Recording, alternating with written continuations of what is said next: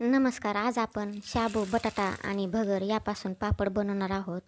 चला तर मग व्हिडिओला सुरुवात करूया. इथे मी 1 किलो बटाटे स्वच्छ धुवून घेतलेले आहेत. आता हे बटाटे कुकरमध्ये शिजवून घेऊ.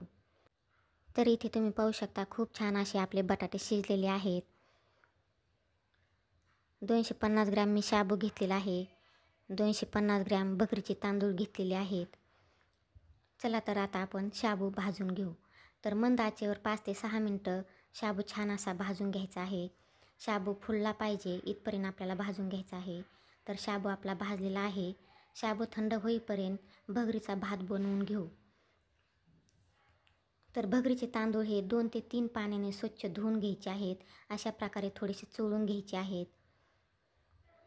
250 ग्रॅम भगरीच्या तांदळासाठी मी इथे 1 लिटर पाणी कुकरमध्ये उकळण्यासाठी ठेवलेलं होतं.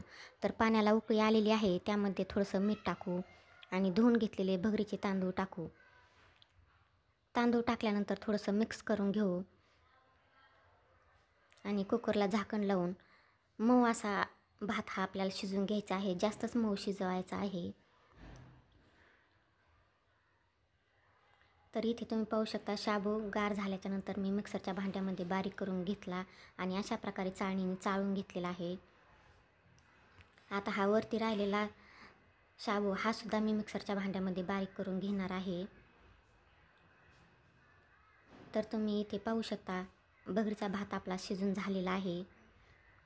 मऊ असा भात तयार झालेला आहे. याच भातामध्ये भात गरम असतानाच आपल्याला यामध्ये शाबू टाकून मिक्स करून घ्यायचं आहे. तर अशा प्रकारे आपल्याला छान असं मिक्स करून घ्यायचं आहे. इथे तुम्ही पाहू शकता छान असं मिक्स झालेलं आहे. आता यावर झाकण ठेवून बटाटे किसून घेऊ. तर इथे मी किसणी घेतलेली आहे. यावर अशा प्रकारे बटाटे किसून घ्यायचे आहेत.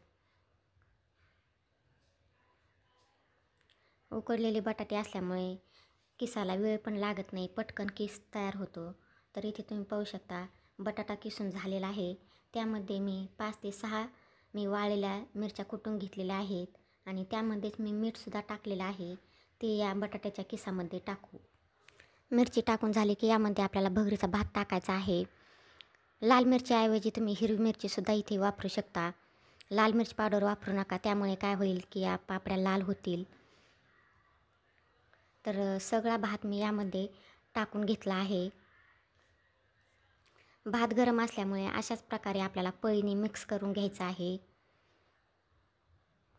गरम आहे तोपर्यंत अशाच प्रकारे मिक्स करायचं आहे. आता इथे थंड झालेला आहे तर मी हाताने अशा प्रकारे पीठ छान असं मिक्स करून घेते. तर इथे तुम्ही पाहू शकता पीठ छान असं आपलं मिक्स करून झालेलं आहे. तर मी अशा प्रकारे पिठाचा गोळा तयार करून घेतलेला आहे. तर हा गोळा मी एका पातेल्यामध्ये काढून घेते. तर इथे तुम्ही पाहू शकता पातेल्यामध्ये मी हा गोळा काढून घेतलेला आहे आणि हाताला थोडंसं तेल लावून अशा प्रकारे थोडंसं आपल्याला पीठ घ्यायचं आहे आणि अशा प्रकारे आपल्याला हातावर गोल करून लाटी तयार करून घ्यायची आहे. इथे तुम्ही पाहू शकता अशा प्रकारे आपल्याला गोल लाटी तयार करायची आहे. इथे तुम्ही पाहू शकता अशा प्रकारे मी काही लाट्या तयार करून ठेवलेल्या आहेत. तर इथे मी पुरी प्रेस घेतलेला आहे. त्यावर 2 मेन कापड आपल्याला लागणार आहेत. तर एक मी लाटीच्या खाली आणि एक लाटीच्या वरून ठेवायचं आहे आणि त्याला थोडंसं मी तेलसुद्धा लावून घेतलेलं आहे. तर पुरी प्रेसला अशा प्रकारे दाबून आपल्याला पापड बनवून घ्यायचा आहे. तर इथे तुम्ही पाहू शकता खूप छान असा आपला पापड तयार झालेला आहे. अशा प्रकारे आपल्याला पापड दुसऱ्या कपड्यावर टाकून मेन कापड काढून घ्यायचं आहे. तर खूप छान असे आपले पापड तयार करून झालेले आहेत. इथे तुम्ही वाळल्यानंतर पाहू शकता छान असे आपले पापड वाळलेले आहेत. 2 दिवस उन्हामध्ये वाळल्यानंतर तुम्ही पापड पाहू शकता खूप छान असे तयार झालेले आहेत. चला तर मी तुम्हाला पापड तळूनसुद्धा दाखवते. खूप छान असे चौपट फुलले जातात, पाहू शकता मस्त झालेले आहेत. व्हिडिओ आवडला तर लाईक करा, शेअर करा, सबस्क्राईब करा आणि कमेंटद्वारे कळवा की पापड कसे झाले आहेत ते. चला तर मग पुन्हा भेटूया पुढील एका अशाच रेसिपीमध्ये.